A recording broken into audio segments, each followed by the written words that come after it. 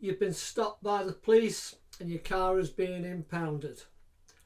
Now don't panic, but don't hang about either. Here's exactly what to do next.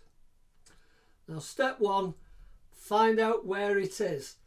If the police stop you at the roadside, they'll normally give you a seizure notice. That's the yellow form with a reference number and details of the pound.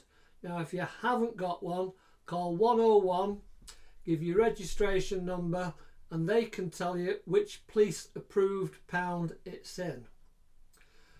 Now step 2, check why it was seized in the first place. Most cars are impounded because of no insurance, no tax, or being driven without a valid driving licence.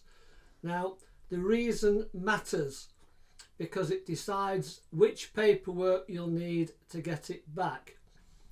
And that takes us to step 3. Sort out your documents before you even head to the pound. Get your papers ready.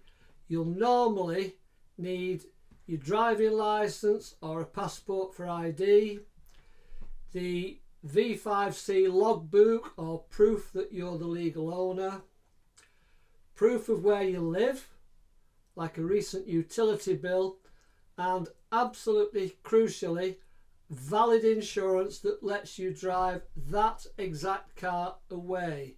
Now if your car was seized for no insurance, standard policies probably won't work. You'll need specialist impounded vehicle insurance. That is short-term cover which is made specifically for this situation. Now step 4, collect the car quickly. You usually have 7 working days to reclaim it and 14 days before it can legally be scrapped or sold. Now storage fees start building after the first 12 hours. That's about £26 a day upwards. So every extra day costs you. Now when you arrive at the pound, you'll pay the storage fees and the release fee, show your documents, and normally the pound staff will hang back your keys. Now then, what if you can't or don't want to collect it? Maybe it's not worth the fees or you just can't afford them. Tell the pound straight away in writing that you're giving it up.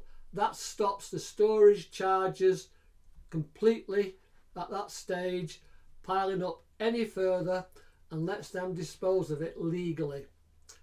Now the final point, the whole thing is stressful but it's flexible. Get your paperwork in order, move quickly and stay polite with the pound staff. They didn't seize it. They just deal with the cars other people have already impounded. And once it's back, double check your tax, MOT and insurance. That way, hopefully, you won't have to go through all this again.